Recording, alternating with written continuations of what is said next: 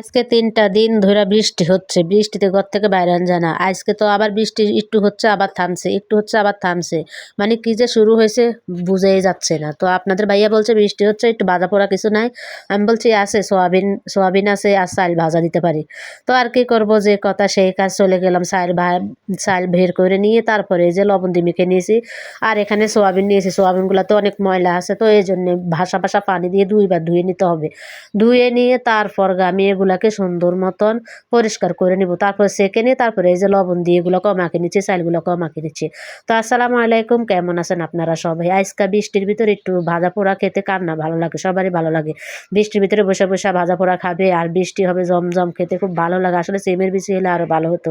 তো আমার কাছে সিমের বিচি নাই, আমার কাছে যা আছে তাই কিন্তু কি আমি ভেজে নিচ্ছি। আমার ননদ একটু কিছু সোয়াবিন ফাটিয়েছে, ওই সোয়াবিনগুলো ভেজে নিচ্ছে। আসলে সোয়াবিন আপনারা কে কে চিনেন বলেন তো? কেউ কি চিনতে পারেন এই সোয়াবিন দিয়ে কি হয়? এই সোয়াবিন দিয়ে রান্না করা তেল মানে তেল বের করা হয়। তো সেটা আমাদের লক্ষ্মীপুর চর এলাকাতে হয়। সেখান থেকে আমার ননদে আমার জন্য কিছু পাঠিয়েছে তার ছেলেকে দিয়ে।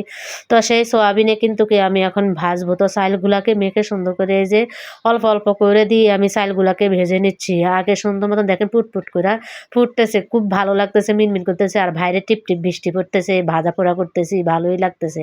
তো এখান থেকে কিন্তু কি আমার চাল ভাজা হয়ে গেছে। একে একে সবগুলা চাল আমি এভাবে ভেজে নিচ্ছি। চাল ভাজা শেষ, এবার আমি কি করব সোয়াবিনগুলোও ভেজে নিব। চালগুলা ঢেলে নিচ্ছি একটা বাটিতে। সবগুলাই চাল আমার ভাজা হয়ে গেছে। এখান দিয়ে আবার সোয়াবিন দিয়ে দিয়েছি।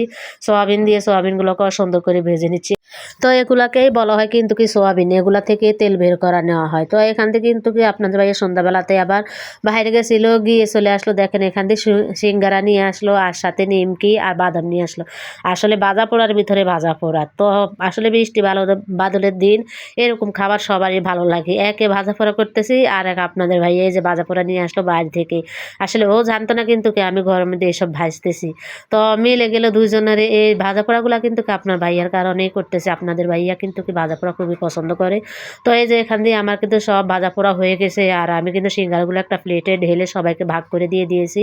আর এই যে আমার ছোট ছেলে খাটের উপরে সুন্দর মতো বসে ভাজা পোড়া খেতেছে। আসলে ও তেমন একটা পছন্দ করে না কিন্তু কি ভাজলাম কি করবে, বলতেছে আমাকে একটু দাও খাই। সবার খাওয়া দেখে দেখে ওইও খাইতেছে। আর এই যে দেখতেই পাচ্ছেন আপনাদের ভাইয়া এখান দিয়ে লাইভ করতেছে আর বসে কিন্তু কি ভাজা পোড়া খেতেছে। এই যে আমি চাল ভাজা সোয়াবিন ভাজা পাশ দিয়ে দিয়েছি, সিঙ্গারা দিয়েছি, বলছে সিঙ্গারা আমি খাবো না।